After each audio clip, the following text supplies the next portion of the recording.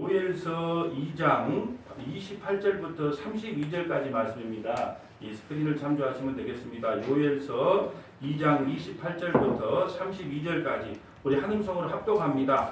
그 후에 내가 내 영을 만민에게 부어주리니 너희 자녀들이 장래일을 말할 것이며 너희 늙은이는 꿈을 꾸며 너희 젊은이는 이상을 볼 것이며 그때 내가 또 내 영을 남종과 여종에게 부어줄 것이며 내가 이적을 하늘과 땅에 베풀리니 곧 피와 물과 연기 기둥이라. 여호와의 크고 두려운 날이 이르기 전에 해가 어두워지고 달이 핏빛같이 드러나니와 누구든지 여호와의 이름을 부르는 자는 구원을 얻으리니 이는 나 여호와의 말대로 시온산과 예루살렘에서 피할 자가 있을 것입니다. 남은 자 중에 나 여호와의 부름을 받을 자가 있을 것입니다. 아멘. 할렐루야. 네, 주일 예배에 참석하신 여러분을 환영하고 사랑하고 축복합니다. 아멘. 우리 앞뒤 잡으러 목례 한번 나누시죠. 예, 목례 한번 환영하고 사랑합니다. 또 우리 교육관에서 이렇게 예배에 동참해 주시고 또 우리 또 주일학교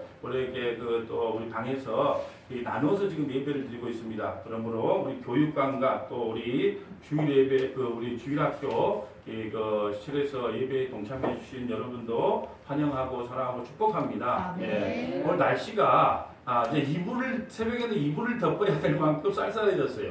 예, 엊그저께까지만 해도 더워서 막 힘들어 했었는데 이렇게 시원한 걸 보니까 어떤 생각이 드냐? 세상의 모든 것은 다 지나간다.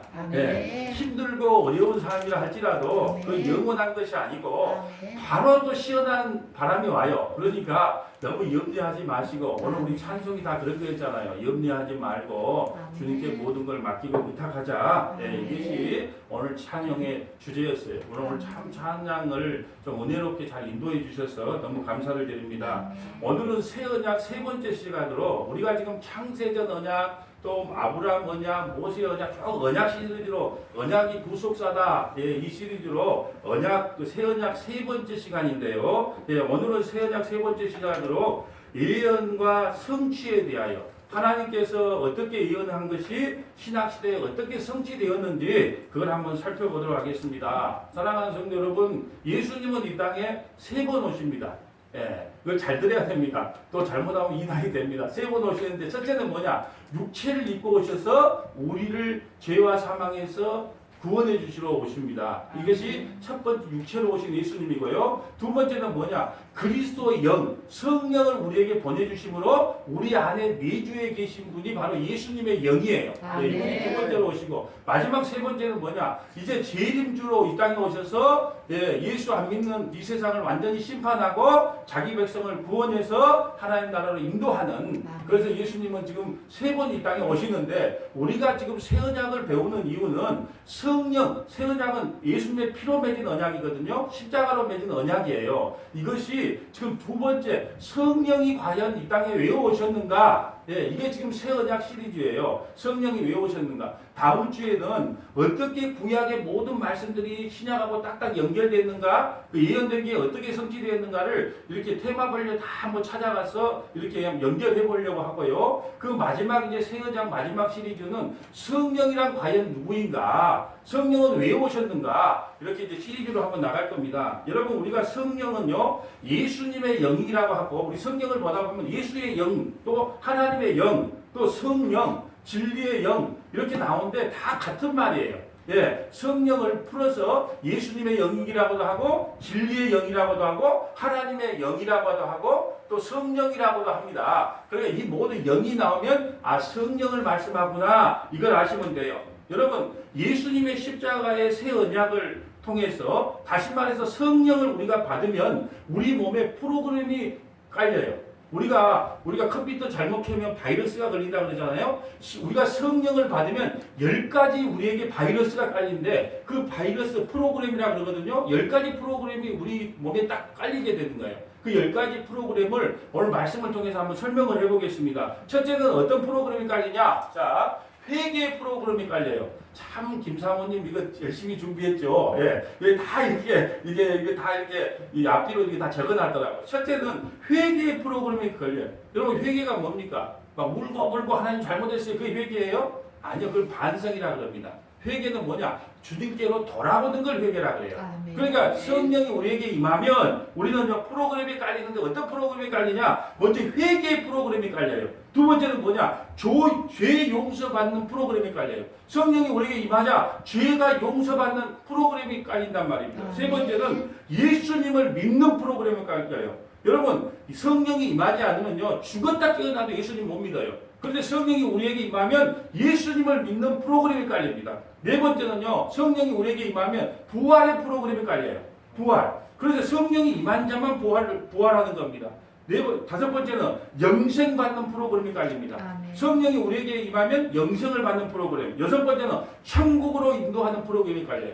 여기 성령이 임해야만 우리가 천국에 들어갈 수 있어요. 그래서 천국으로 들어가는 프로그램이 깔리게 됩니다. 일곱 번째는 하나님의 자녀가 되는 프로그램이 깔려요. 뭐가 임하면 우리가 성령을 받으면 성령이 우리에게 임하면 하나님의 자녀가 되는 프로그램이 깔려요.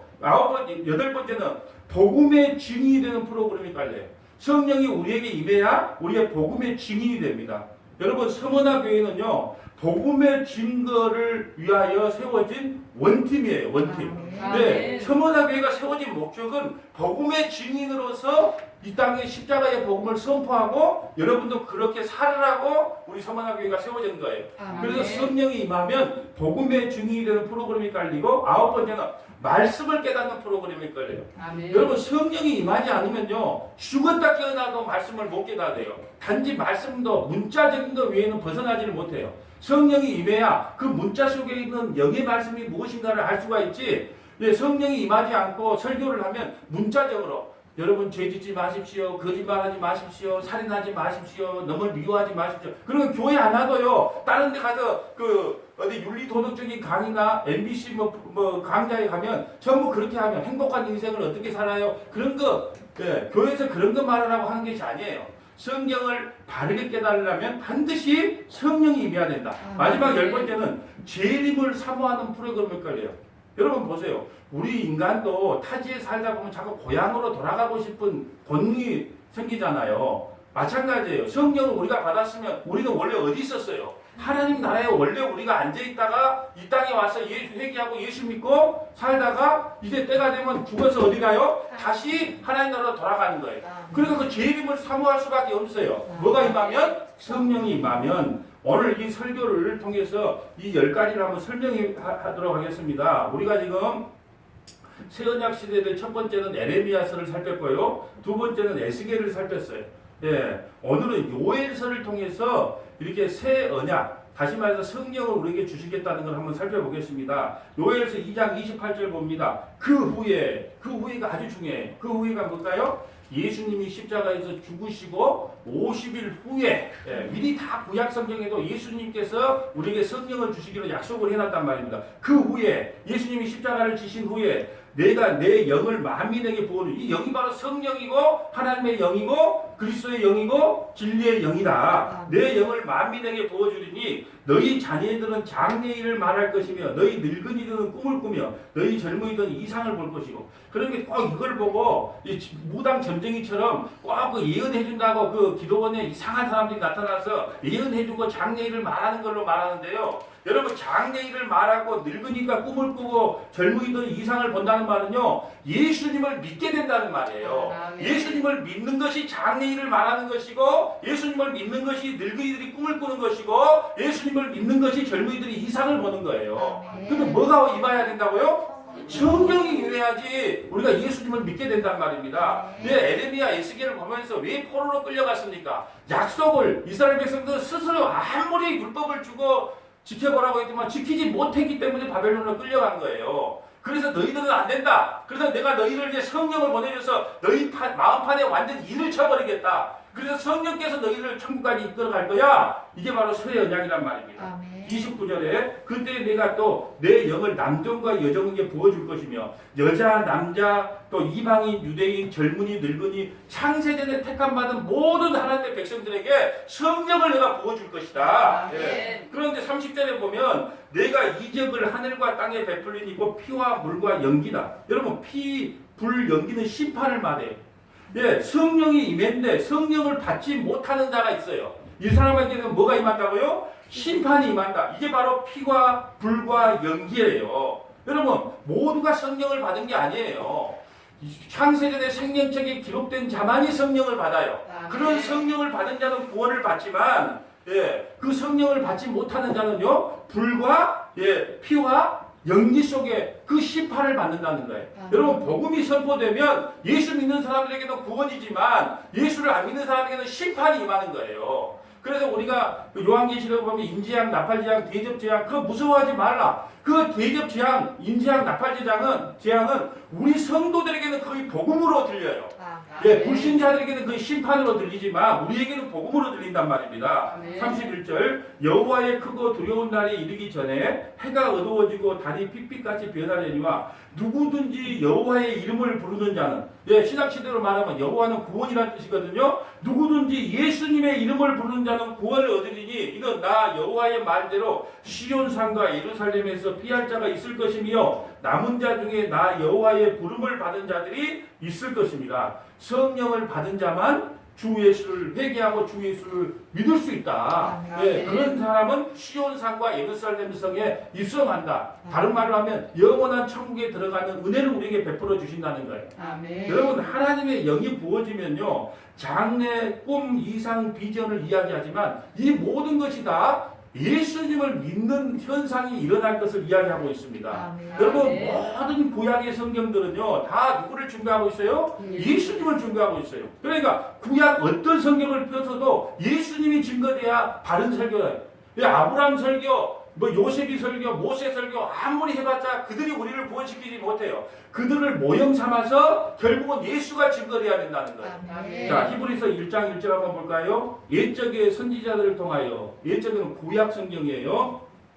옛적에 구약 성경에 선지자들을 통하여 여러 부분과 여러 모양으로 우리 조상들에게 말씀하신 하나님이 예전에는 성경이 완성되기 전에는 이 말씀이 완성되기 전에는 하나님께서 꿈으로 환상으로 직접적인 음성으로 우리에게 나타났다는 말이에요.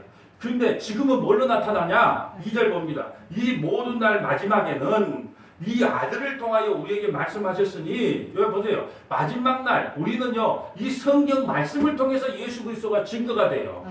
여러분 우리가 하나님께서 때로는 꿈과 환상이나 이상을 보여주기는 하지만 그 마귀도 그런 짓을 한단 말이에요. 그러니까 확실치가 않아요. 그렇게 확실하게 예수님을 만나는 유일한 길이 있다면 성경 말씀을 배우고 읽고 듣는 거예요. 이 성경처럼 확실한 계시가 없어요. 그러니까 마지막 날에는 이 말씀을 통해서 이 성경 말씀을 통해서 하나님께서 자기 아들을 증거한다는 거예요. 이 아들을 만유의 상속자로 세우시고 또 그런 말미암아 모든 세계를 지으셨다. 하나님께서 뭘로 이 세상을 창조했죠? 말씀으로 지었다. 자, 3절에 봅니다. 이는 하나님의 영광의 강체시요. 누가요? 말씀이 육신이 되어 오신 누구? 예수님이 바로 하나님의 영광의 강체시.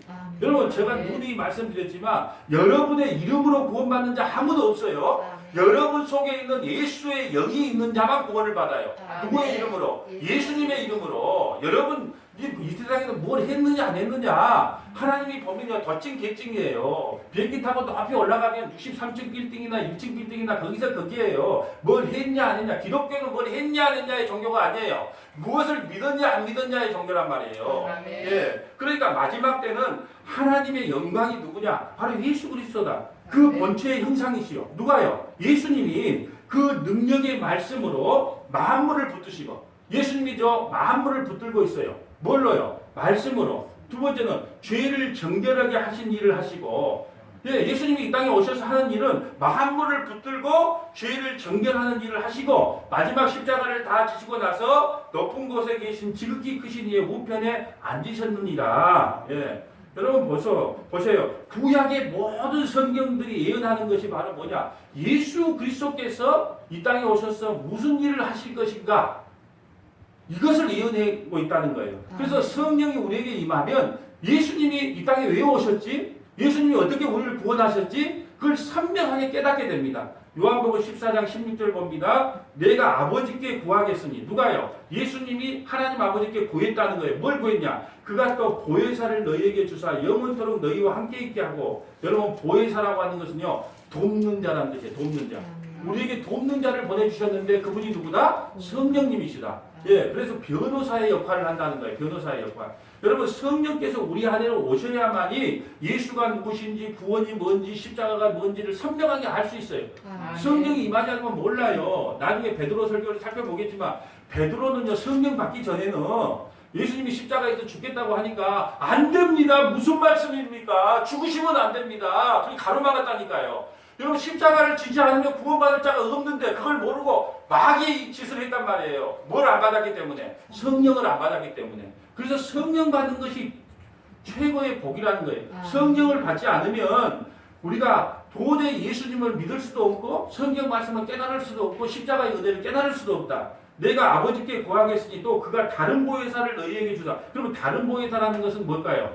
예수님이 이 땅에 오시고 예수님의 영, 다른 예수님, 다른 말로 하면 진리의 영, 예수님의 영을 다시 이 땅에 보내주겠다. 예. 그리고 너 영원토록 너희와 함께 있게 하리니 그는 진리의 영이라. 누가요? 성령은 진리의 영이에요. 그래서 내가 곧 길이요 진리요 생명이다. 그러니까 성령이 우리에게 오셔야만 그 진리 되신 예수님을 알 수가 있다는 거예요. 여러분 그래서 성령이 임하지 않으면 내가 곧 길이요 진리요 생명이라고 하는 그 말씀이 무슨 말씀인지 도무지 알 수가 없는 거예요. 진리의 영이 와야 하나님 말씀을 온전히 깨닫고 회개하고 예수님을 믿게 된다.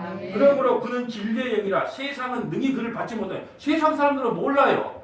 여러분 이 코로나19에 뭐 앉아서 예배드려 집에서 쫑짝 말고 있어야지 TV나 보고 있어야지 세상 사람들은 그리스도의 영을 받지를 못해요. 또 받지를 못할 뿐 아니라 보지도 못해. 또 알지도 못해. 여러분 성령이 임해야 예수님이 누군지를 알지. 성령을 받지 않으면 능히 그를 받지 않고 예수님이 누군지 보지도 못하고 알지도 못해. 그러므로 그들은 어디 갈까요? 지옥 가장자리에 들어갈 겁니다. 그러나 너희는 그를 아나니 그는 너희와 함께 거하시며 또 너희 속에 계심이라. 여러분 예수님의 영을 받는다는 것은 진리의 영을 받는 거예요. 진리의 영을.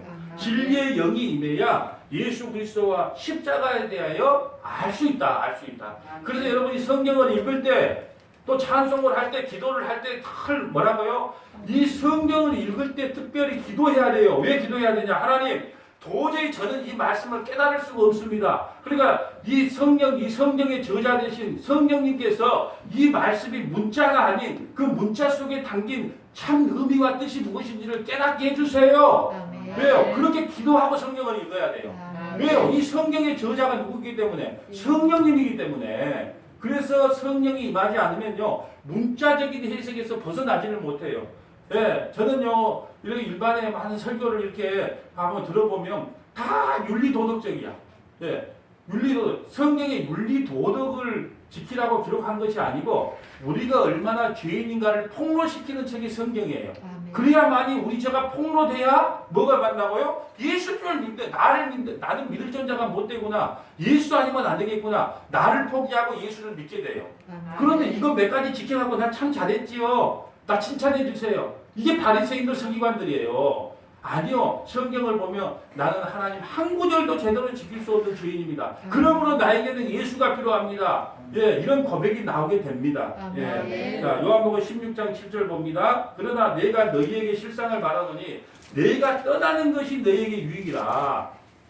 예수님께서 이렇게 말합니다. 예수님 어디 가신단 말입니까? 제자들이 그러니까 아니다. 내가 떠나는 것이 너에게 유익이다. 내가 떠나가지 아니하면 보혜사가 너에게 오시지 아니할 것이요. 가면 내가 그를 너희에게도 보내지니. 자, 예수님이 부활하신 지 50일 만에 성령을 우리에게 보내주시는데 그 성령이 와야 비로소 죄가 뭔지 의가 뭔지 심판이 뭔지 알고 예수를 믿게 된다. 8절 볼까요? 그가 와서 누가 오면 성령이 오면 죄에 대하여 의에 대하여 심판에 대하여 세상을 책망하게 되리니 죄에 대하여라 하면 그들이 나를 믿지 아니합니다. 여러분 죄가 뭐예요? 거짓말하고 사기치고 도둑질하고. 여러분 이런 것은 여러분이 죄라고 말 안 해도 아이들도 알아요. 그것이 거짓말이 죄인고 도둑질이 죄인지 다 알아요. 그런데 진짜 죄가 뭐냐? 예, 그가 와서 죄에 대하여 의에 대하여 심판에 대해서 이야기하는데 죄에 대하여라 하면 그를 믿지 않는 것. 여러분 예수 안 믿는 것이 세상에서 가장 큰 죄입니다. 그러면 11절 보면 의에 대하여. 그럼 의가 뭐냐? 의가 뭐냐? 의에 대하여 하면 내가 아버지께로 가니 너희가 다시는 나를 보지 못함이라. 무슨 말이냐 하면 내가 아버지께로 가야 하나님과 인간 사이에 중보자가 생긴다는 거예요. 하나님과 우리 사이에 중보자이신 예수 그리스도가 계셔야만이 우리가 온전한 의를 이룰 수 있다. 그래서 여러분 뭐죠? 의를 쓸 때 위에다가 양머리를 2개 붙여 놓잖아요. 그 의라는 게 뭐냐? 양이 위에 있어야만이 의로운 사람이라는 거예요. 여러분 저는 영안이 열려서 여러분 위에 전부 다 지금 양이 하나씩 올라가 있는 것이 보여요. 그 양이 뭐예요? 예수 그리스도가 여러분 머리에 돼야만이 올바른 의라는 거예요. 그래서 의를 할 때 위에다가 양을 딱 붙여놓는 거예요. 다 의미가 있어요. 양이 여러분 위에 올라가 있지 않으면 예수 그리스도께서 여러분의 머리가 되지 아니하면 구원받을 자가 아무도 없어요. 그러니까 예수님께서 의를 이루기 위해서는 하나님 나라에 가서 하나님과 우리 사이에 중보자의 역할을 해주셔야 된다. 이게 의다, 의. 자, 11절. 심판에 대하여라 하면 심판이 뭐냐? 이 세상 임금을 심판한다. 여러분, 심판이 이 세상에서 자기가 왕노릇 하려고. 여러분, 이 세상에 우리가 꿈꾸는 세상이 뭐예요? 전부 자기가 이 세상에 대빵 되려고 하잖아요. 전부 왕노릇 하려고 그러잖아요. 예, 하나님도 그냥 내 소원 안 들어주면 하나님 이거 보고 다 몰라. 내 소원 들어주면 하나님 살아계시네 이러고 내 소원 안 들어주면 하나님이 어디 있어? 그러니까 이게 우리가 지금 왕이 되어서 이 땅을 살아간다는 거예요. 그런 자는 반드시 하나님께서 와서 심판을 하겠다. 내가 아직도 너희에게 이를 것이 많으나 지금은 너희가 감당하지 못한다. 예수님이 아무리 말씀을 하셔도 성령이 임하지 않으면 그게 무슨 말인지 몰라요. 예. 여러분 같이 교회를 다녀도 같은 목사 생활을 해도 이렇게 대화를 하다 보면 말이 안 통한다니까요. 가는 길이 틀리는 것 같아요. 성경을 봐도 문자 전개에서 못 벗어나더라고. 그러니까 보세요. 아직까지 너희에게 많은 말을 하고 싶지만 이 말을 해봐도 감당이 안 된다. 여러분 제가 처음에 서문학교에 왔을 때 처음 설교를 한번 지금 설교하고 비교해 보세요. 처음에 설교는요, 약간 거기다가 율법과 윤리도덕을 섞었어요. 왜 그랬을까요? 와서 수준을 모르니까, 여러분, 기도가 뭔가, 히스기야 기도 한번, 첫 설교를 한번 봐보세요. 그런 건 처음에 한 2달까지는 어떻게 했냐, 그러면, 그걸 갖다가 이게 설명해 주면서, 율법과 이렇게 윤리도덕과 약간 섞어서 설교를 했단 말이에요. 왜 그랬을까요? 만약에 막 이렇게 성령이 이렇게 임한다 이러면 그 들어보도 못한 이야기인데 좀 큰일 났네. 내가 저거 못 알아듣겠는데 이러면 난리가 나요. 그래서 처음에 설교를 할 때 기도가 뭔가 이렇게 설교를 하고 처음에 설교를 할 때는 이렇게 깊이 안 들어갔었어요. 한번 그때 처음에 걸 한번 들어보시면 알 거예요. 그런데 가면 갈수록 이 깊이 들어가는 이유는 뭐냐? 이제 어느 정도 조금만 이 말씀이 뭔 말씀인지 좀 이해하겠다, 깨닫겠다. 저도 천천히 나갑니다. 한 걸음 한 걸음 나가요. 그런데 요즘은 말씀을 많이 이해하고 깨달은 것 같아요. 그래서 저는요 너무너무 기쁘고 감사해요. 여러분 목사가 가장 기쁠 때가 언제일까요? 성도들이 다른 예수, 다른 복음, 다른 영을 믿고 있다가 진짜 예수, 진짜 영을 믿을 때, 얼마나 기쁘고 감사한지 몰라요. 그러니까 여러분, 목사에게 밥 사주는 것도 참 좋은 일인데, 그거보다 더 목사를 행복하고 즐겁게 해주려면, 말씀 안으로 들어와야 되고, 이 말씀을 공부하고 깨달으려고요, 몸부림을 쳐야 됩니다. 자, 보십시다. 13절 봅니다. 그러나 진리의 성령이 오시면, 그가 너희를 모든 진리 가운데로 인도하시니 성령이 와야만이 진리 가운데 예수님에게로 인도할 수 있다는 거예요. 그가 스스로 말하지 않고 오직 들은 것을 말하며 장래일을 너희에게 알리다. 여러분 성령이 오시면요 오직 예수 그리스도만 증거해요. 아멘. 보세요. 아까 내가 장래일과 꿈과 비전을 이야기했잖아요. 그 장래일이 뭐라고요? 성령이 오시면 성령은요 그리스도의 영이기 때문에 오직 예수만 증거합니다. 눈을 떠도 예수, 눈을 깜빡거려도 예수, 앉아도 예수, 서도 예수, 오직 예수. 여러분 그 사람의 입에서 나오는 것이 꼭 그 사람의 영이에요. 영. 탁 치면 예수. 여러분 우리 군대 생활 가면요 탁 치면 관등성명이 나옵니다. 병장 문정태. 군번 141 0068 딱 이렇게 바로 그냥 튀어나오게 돼 있어요. 이게 바로 관등성명과 함께 튀어나와야 되는데 우리 성도에게요 탁 치면 옹천에 집값 올랐어 땅 사는 거 올랐어 이게 아니고 예수님이 튀어나와야 된다니까. 예수님이. 아멘. 그러니까 여러분 그 안에 영 속에 뭐가 있는가를 보면 그 사람이 보이는 거예요. 우리는 오직 진리의 영이신 예수님만이 선포되고 자랑하기를 축복합니다. 아멘. 14절 봅니다. 그가 내 영광을 나타내니 내 것을 가지고 너희에게 알리시겠다. 내 것, 예수님 것을 알리는 거예요. 성령이요, 내 것이 뭐예요? 예수 그리스도만을 알리겠다. 여러분, 아멘. 우리가 지금 금요일날 성경 공부를 하고 있어요. 금요일날 성경 공부를 하고 있는데 누누이 말씀드리지만 7시에 딱 예수님이 누구인가 성령님이 누구신가 이번 주는 기도가 무엇인가를 한 2번에 나눠서 할 거거든요. 기도가 무엇인가 배워요. 딱 공부하고 문 열고 나가자마자 아무 생각이 안 나. 그런데 중요한 건 뭐냐? 성령이 임하면 자기가 들었고 배웠던 것이 생각난단 말이에요. 아멘. 그래서 왜 배우는 게 중요하냐? 배우지 않는데 어떻게 생각이 나게? 성령이라도 안 돼. 들어놓은 것이 있고 배워놓은 것이 있어야 생각이 나지. 들어놓은 것도 없고 배워놓은 것도 없어. 근데 성령님 도대체 기도가 뭔지 모르겠어요. 그러면 금요 성경 공부에 그 기도가 뭔가가 설명이 됐던 것이 딱 떠올라요. 이게 바로 성령이 하실 일이에요. 그렇기 때문에 때를 어떤지 못했던지 배우고 드러나야 된다. 그럴 때 여러분이 기도하면 하나님께서 이 성령님을 통해서 그게 생각나고 기억나게 한다. 여러분 하나님은 예레미야나 에스겔 그 절망적일 때에 새 언약 성령을 주실 것을 약속한 것처럼 오늘 요엘서에서도요 여호와의 두려운 심판의 날에 너희들은 여호와의 두려운 날에 심판받을 수밖에 없는 존재야. 불과 피와 연기는 심판을 의미하는데 이때 너희가 여호와의 이름을 부르면 구원을 받는다고 선언을 합니다. 아멘. 여러분 우리 인간은요 성령을 받지 않으면 절망입니다. 절망. 그런데 십자가를 통하여 성령을 부어주심으로 구원과 영생이 주어진 거예요. 그래서 절망 가운데 저녁이 되고 아침이 되는 것처럼 너희는 포로된 자요 여호와의 심판을 받아야 마땅한 자지만 내가 너에게 성령을 부어줘서 너희를 회복시킬 것이다. 이것이 새 언약의 핵심이에요. 그래서 이제 사도행전 2장 전체 2장을 통해서 어떻게 예언이 성취됐는지 그 하나님의 약속하신 게 어떻게 성취됐는지를 사도행전 2장에서만 한번 찾아보려고 해요. 2장만 한번 보려고 합니다. 자, 2장 사도행전 2장 1절 봅니다. 자, 오순절 날에 오순절은 뭐냐 하면 예수님께서 3일 만에 부활하신 후에 이 땅에 40일간 계세요.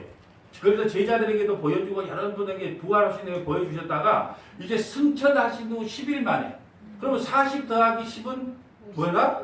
50이다. 우리 수학과 전공하는 우리 희영이 씨 어디 갔어요? 저쪽에서 들려요? 예, 수학이 전공이에요. 아주 머리가 좋아서 수학과에 아주 천재인데 이건 수학 안 해도 되죠? 예, 부활하신 후 이 땅에 40일간 계셨다가 승천하신 후 10일 만에 합하면 며칠? 50일 만에 우리에게 성령을 보내줍니다. 성령을. 오순절 날이 이름에 그들이 다 함께 모여있더니 호련히 하늘로부터 급하고 강한 바람소리 같은 소리가 있어 그들이 앉은 온 집에 가득하며 마치 불의 혀처럼 갈라지는 것이 그들에게 보여 각 사람이 하나씩 임하여 있더니 실제로 이제 성령이 우리에게 임하는 거예요. 예수님이 승천하신 후에 50일 만에 오순절날 성령이 임하는 모습이 지금 기록되어 있어요. 성취가 기록되어 있습니다. 그들이 다 성령의 충만함을 받고 여러분 성령 충만과 성령 세례 제가 밴드에 올려놨거든요. 성령 세례가 무엇이고 성령 충만이 무엇인가 단 한 가지만 이야기하면 성령 세례는 신분이 바뀌는 거예요. 거듭남으로 내가 이제 하나님의 백성이 된 게 성령 세례 받은 거고 성령 충만은 성품이 바뀌는 거예요. 성품이. 그리고 성령 세례는 단회적인 사건이지만 성령 충만은요 계속 우리가 기도해서 성품이 이 부드럽고 온유한 성품으로 바뀌어 나가는 걸 성령 충만이다. 그러니까 밴드에 보면은 다 여러분 밴드에 써서 올려놓아서 열심히 써서 올리면 여러분 다 읽고 계시죠? 근데 왜 읽은 것이 자꾸 10분밖에 안 돼? 그러면 안 된다는 거예요. 그거 오늘 제가 예배당에 와서 죽을 때 후회하는 5가지 또 올려놨어요. 밴드에. 죽을 때 그거 읽어보시고 나 죽을 때 후회하지 않기 위해서는 어떻게 해야 된다. 그 중에서 친구를 자주 만나라. 나 그거 적으면서 참 우리 김복희 사람한테 미안해요. 친구들이 다 서울에 있는데 이제 서울 좀 자주 보내줘야 되겠다. 내가 왜 친구를 자주 만나라. 이게 그리고 내 인생을 남의 인생 살지 말고 내 인생을 살아라. 예? 예, 죽을 때 그 책에 나온 것을 요약을 해 놓은 거니까 밴드에 꼭 읽어보시고 뭘 눌려줘라? 좋아요 눌려봤자 아무 소용이 없어요. 목사 기분만 좋은 거예요. 예, 돈 나온 게 아니고 돈 들어가는 게 아니에요. 이왕이면 좋아요. 예, 이제 한번 밴드 읽어보시길 바랍니다. 5절. 그때 경건한 유대인들이 천하 각국으로부터 와서 예루살렘에 머물러 있더니 이 소리가 나매 큰 무리가 모여 각각 자기의 방언으로 제자들이 말하는 것을 듣고 소동하여 갑자기 성령이 임하자 방언으로 막 이야기를 하는데 이 방언이 뭐냐? 각자의 흩어졌던 나라. 그러니까 지금을 보면 미국, 러시아, 일본, 뭐 태국, 아프리카 예, 각각 말이 틀린데 한 언어로 들리는 거예요. 여러분 왜 이것이 중요하냐 그러면요. 원래 우리 인간은 언어가 하나였어요. 그래 영어 배울 필요 비싼 돈 주고 영어 배울 필요가 없단 말이에요. 그런데 창세기 11장에 하나님께서 흩어져서 다 살아라고 했는데 흩어지기를 면하기 위해서 바벨탑을 쌓아요. 그래서 하나님께서 딱 내려와서 보니까 기가 막히거든요. 그래서 언어를 혼잡하게 해버리는 거예요. 그래서 야 벽돌 올리라 그러면 삽 올리는 거예요. 야 꽁꽁이 올리라 그러면 이렇게 요 바르는 거 올리는 거예요. 그럼 말이 안 통해. 그래서 짓다가 중단이 돼버렸어요. 그건 뭘 바벨탑은 뭘 언어가 혼잡이 된 것은 뭘 상징하냐? 바로 우리의 죄를 상징하는 거예요. 그런데 이 성령이 임하자 이제 모든 나라의 그 나라 미국말, 러시아말, 태국말, 아프리카말 한 번도 들어보지 못했는데 그 말을 전부 다 알아들어요. 이것은 성령이 임해서 뭔 문제가 해결됐다? 죄 문제가 해결되었다는 것을 선포하는 거예요. 그러니까 사도행전 2장은 창세기 11장의 그 바벨탑 사건이 죄로 인해서 너희들은 다 언어가 혼잡하게 됐지만 성령이 임하여 너희들이 이제 모든 언어가 통일됐다. 죄 문제가 해결되었다. 이걸 여러분에게 설명하기 위해서 언어를 알아먹게 만들었다는 거예요. 자 봅니다. 8절. 우리가 우리 각 사람이 난 곳 방언으로 듣게 되는 것이 어찌 됨이냐. 모든 말들을 다 알아먹는다는 거예요. 그들이 블루기아, 밤빌리아, 에브, 브레네에 가까운 리비아 여러 지방에 사는 사람들과 로마로부터 온 나그네 곧 유대인과 유대교에 들어온 사람들과 그레데인 아라비아인들이 우리가 다 우리의 각 언어로 하나님의 큰 일을 말함을 듣는도다 하다. 각각 다른 나라 말인데 그것이 언어가 통일되어 모든 걸 다 알아먹어요. 뭐가 임하자? 성령이 임하자. 여러분 보세요. 이 방언의 문제가 우리 한국교회나 전 세계적으로 참 문제인데요. 제가 막 어디로 목사님들마다 말이 다 틀려요. 그런데 제가 성경에서 깨닫는 것을 설명을 해드릴게요. 여러분이 뭘 믿든지 간에 여러분 알아서 믿으면 되는데 제가 성경을 통해서 깨닫는 방언에 대해서 설명을 할게요. 자, 사도행전 2장에 나오는 이 방언을 계시적 방언이라 그래요. 무슨 말이냐면 자 바벨탑의 죄 때문에 너희들이 이렇게 흩어짐을 면해서 언어가 달라졌다. 그런데 성령의 임함으로 말미암아 유대인과 이방인이 이제 하나가 되어서 예수 안에서 구원을 받은 존재다. 이걸 설명하기 위해서 이걸 계시라 그러거든요. 하나님의 말씀을 설명하기 위해서 우리에게 방언이 뭔지를 가르쳐줬어요. 사도행전 2장에 나온 것은 계시적 방언이에요. 그리고 고린도전서에 나오는 그 방언은 은사적 방언이란 말이에요. 은사적. 그러니까 저는 뭐냐 이 계시는 성경 66권으로 완성이 되었기 때문에 이 계시적 방언은 끝났는데 이 우리가 이게 선물로 주신 은사적 방언은 남아있다. 아직도 유효하다. 저는 그렇게 봅니다. 왜 그런지 줄 아세요? 여러분 병 고치는 은사도 있고 지식의 은사, 지혜의 은사 각자 은사를 줘요. 점점 병 고치는 은사가 나타나는 은사 성령께서 주셔서 병 고치는 은사가 나타나요. 그럼 병 고치는 은사는 나타나는데 방언의 은사는 없다? 그럼 앞뒤가 안 맞아요. 또 말씀을 전하는 저 같은 경우는 늘 지식의 은사, 지혜의 은사를 주셔서 말씀을 바르게 전하게 해주세요. 이렇게 기도한단 말이에요. 각자에게 주신 은사가 분량이 틀려요. 이 섬기는 것도 은사고 예수 믿는 것도 은사고 다 은사거든요. 그런데 방언의 은사는 없어졌다? 그건 말이 안 맞아. 그럼 병 고치는 은사는 아직 남아있다? 뭐 하나님께서 어떤 것은 남기고 어떤 것은 없어졌다. 말이 안 맞는 거예요. 그래서 저는 어떻게 판단했냐? 계시적 방언은 중단됐다. 왜? 성경이 완성됐기 때문에. 사도행전 2장에 이제 이게 뭐 영어 잘라 하면 다 말귀를 알아먹는 그런 계시적 방언은 이제 끝났다. 성경이 완성됐기 때문에. 그렇지만 우리에게 은사로 선물로 주신 그 고린도전서에 주셔서 은사로 선물로 주신 방언은 지금도 유효하다. 그런데 뭐니까 뭐 100년 전까지는 뭐 방언이 없었는데 뭐 1900년대 뭐 순복음에서 어쩌고 하나님께서 1900년 동안은 그 침묵시켜 놨다가 100년 후에 그 방언이 터지게 했는데 하나님이 무슨 의도로 그렇게 했는지 우리는 할 수 없어요. 1900년 동안 없었다고 거의 없었다? 그럼 말이 안 맞아. 네. 여러분 어떤 분이 갑자기 은혜 받아고 나 목사 되고 싶습니다. 그러면 아예 그분이 만날 개망나이로 살다가 목사 되겠다고 하는 것도 누가 맞겠어요. 그런데 사람들은요 1900년 동안 없었기 때문에 거의 없다. 저는 안 맞다고 생각해요. 그래서 저는 여러분이 방언을 어떻게 받아들이는지 여러분 각자 판단하시면 되지만 제가 깨달은 것은 뭐냐, 계시적 방언은 중단됐지만 은사로 준 방언은 아직도 유효하다. 네, 저는 서문학교의 성도들에게 이렇게 가르치고 싶어요. 자, 11절, 12절 봅니다. 다 놀라며 당황하여 서 있는데 이게 어찌된 일이냐? 아니 나라 말을 각 나라 말을 다 알아보니까 얼마나 이게 당황스럽겠어요. 자, 그래서 13절 또 어떤 이들은 조롱하이되 그들이 새 술에 취했다. 여러분 영어 같은 거, 러시아 말 같은 거 하면 술 취한 말 같아요. 술 취하면 어떻게 돼요? 혀가 꼬부러져. 이게 되는 거예요. 왜 이렇게 자연스럽냐고요? 예, 여러분도 취해보세요. 그러면 이게 술 취해서 그런가 보다. 러시아 말고 막 이렇게 얘기하니까 사람들이 볼 때도 이게 술 취한 것처럼 보여요. 그런데 베드로가 야 이제 성령을 받고 난 게 이제 베드로 선생이 틀려 이제. 설교가 틀리단 말이에요. 자, 성령이 임하니까 이렇게 설교를 합니다. 딱 일어서서 14절에 베드로가 11사도와 함께 서서 소리를 높여 이르되 유대인들과 예루살렘에 사는 모든 사람들아 이를 너희가 알게 하는 것이니 내 말에 귀를 기울이라. 그러면서 구약성경 오늘 본문을 딱 풀어서 설명을 해줍니다. 때가 제3신이, 여러분 3신은요 우리나라 시간에다가 6을 더하면 됩니다. 유대나라에 6을 더하면 우리나라 시간이 됩니다. 그러면 3에다가 6을 더하면 몇 시예요? 9시에, 오전 9시에 낮술 먹은 사람도 있긴 있지만 누가 아침부터 술을 먹겠냐. 술은 밤에 먹어야 마시지. 그런데 무슨 9시, 오전 9시인데 아침 9시인데 무슨 저기 그 술 취한 사람이 있겠냐. 그 술 취한 거 아니다. 이렇게 이야기를 합니다. 그러면서 요엘서를 갖고 설명을 해줘. 이런 것 선지자 요엘을 통하여 말씀하신 것이 이르시되 하나님이 말씀하시기를 말세에 내가 내 영을 우리 모든 육체에 부어주리. 여러분 말세라는 거예요. 그러면 성령을 우리가 받은 자들이요? 그러면 지금이 무슨 시대예요? 말세예요. 말세가 아니고 그냥 말세 지발이에요. 저는요 이 지구를 보나 여러분 지구를 봐도요 여러분 얼마 못 갈 것 같아요.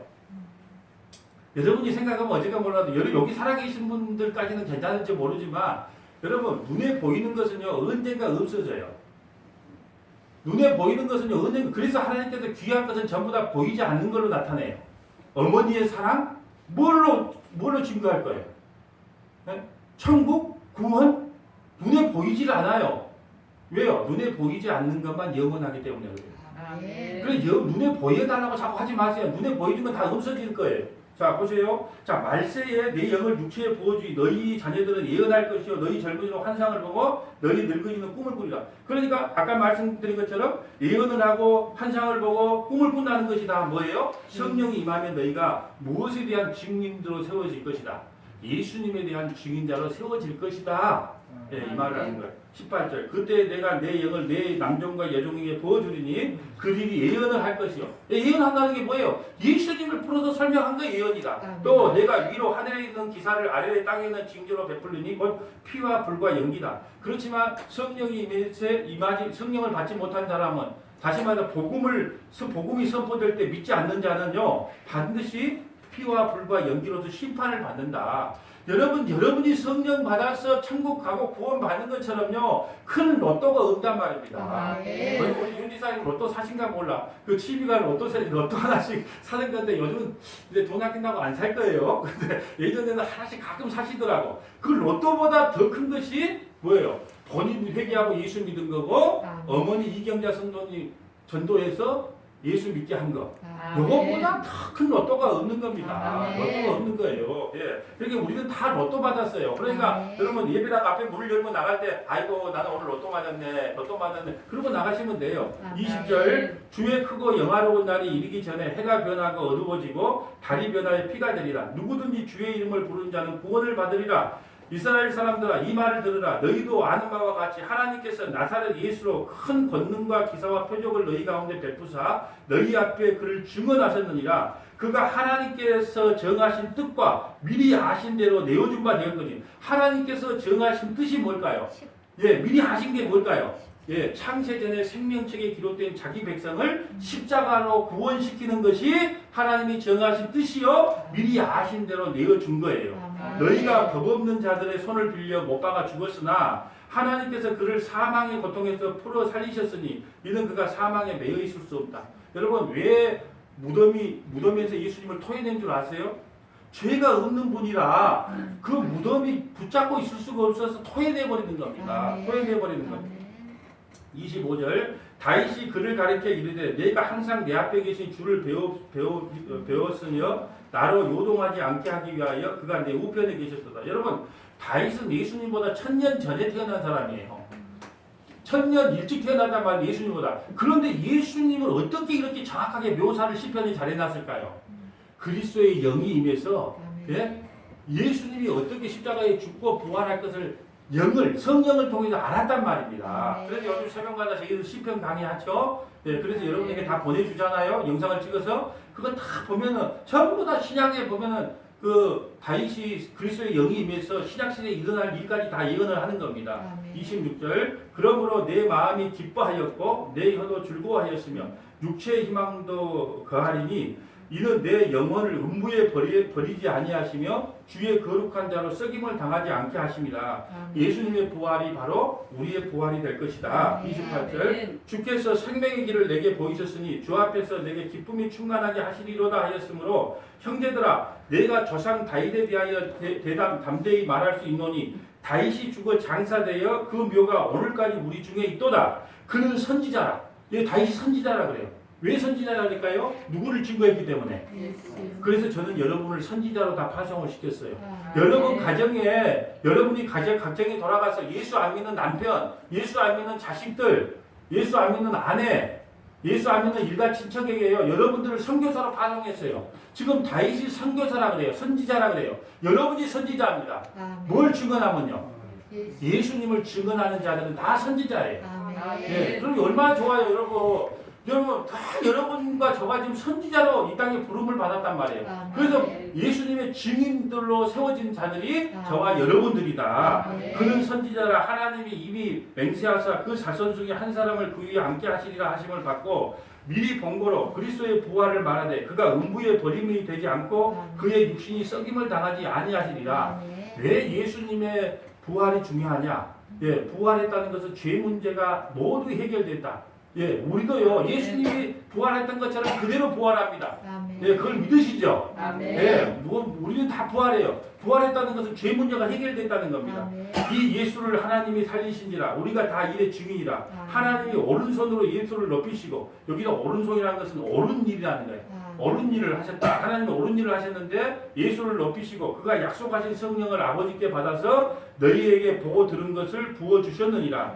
다윗은 하늘에 올라가지 못하였으나 친히 말하되 이르되 주께서 내 주에게 말씀하시기를 내가 내 원수로 내 발등상 되기까지 너희를 내 우편에 앉아있으라 하셨도다 하였은즉 그런즉 이스라엘 온 집은 하시리 알라. 너희가 십자가에 못 박힌 이 예수를 하나님이 주와 그리스도가 되게 하셨느니라. 아멘. 여러분 보세요. 아멘. 그래서 우리가 예수 죽인 죄인으로 드러나야 된다는 거예요. 아멘. 여러분 우리가 바로 예수님을 십자가에 못 박혀 죽인 죄인들이란 말입니다. 아멘. 여러분 그런 것이 고백되지 않으면 우리에게는 구원이 없어요. 내가 바로 예수 죽인 죄인이구나. 그럴 때 이 38절에 그들이 이 말을 듣고 마음에 찔려 베드로와 다른 사람에게 물었는데 형제들아 우리가 어찌할꼬. 제가 우리 새벽 예배 때 제가 말씀을 드렸어요. 예, 나이 드신 그 임종을 맡은 그 어르신한테 가서 그 어르신 회개하고 예수 믿으세요. 예? 예수 믿지 않으면 지옥 갑니다. 한편 강도도 그렇게 많은 죄를 지었지만 살인자하고 강도지 됐지만 예수님을 믿어도 천국 갔으니까 어르신도 꼭 예수 믿어야 됩니다. 그러니까 뭐라고 이야기한 줄 아세요? 나는 그 강도처럼 살인한 적도 없고 도둑질한 것도 없고 거짓말한 것도 없어. 그럼 어디 가야 될까요? 그리고 숨을 거뒀다니까요. 여러분 하나님의 말씀이 선포될 때 우리에게 어찌할꼬 그래서 두 분류가 나와요. 하나님의 말씀이 선포될 때 이 돌을 가지고 스테반 집사가 바른 설교를 하자 돌로 갖고 스테반 집사를 쳐서 죽이는 사람이 있는가 하면 회개하고 예수 믿는 사람이 나타난다는 거예요. 그러므로 복음이 선포되면 어찌할꼬 이 탄식 소리가 나와요. 그래서 여러분 그 말씀을 듣는 자들이요 어찌할꼬 탄식을 하자. 38절 베드로가 이르되 너희가 회개하여 각각 예수 그리스도의 이름으로 세례를 받고 죄사함을 받으라. 그리하면 성령의 선물을 받으리라. 너희들이 회개하고 예수 믿어라. 그러면 성령이 너희에게 선물로 주어질 것이다.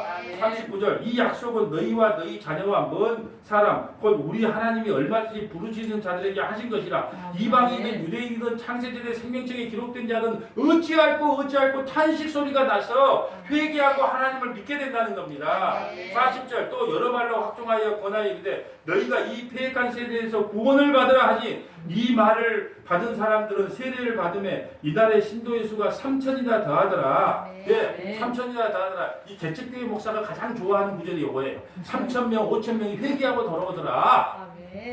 여러분 여기서요 3천명, 5천명이란 말은요 부흥이란 말인데 부흥이라고 하는 건 사람 숫자가 늘어나는 게 부흥이 아니에요. 여러분 부흥의 정의는 뭐냐? 사람의 숫자가 많아지는 게 부흥이 아니고 창세전에 생명책에 기록된 자를 찾는 것이 부흥이에요. 다시 설명합니다. 우리는 사람 숫자가 많이 부흥되라 근데요. 여러분 10,000명이 앉아있으면 뭐 하겠습니까?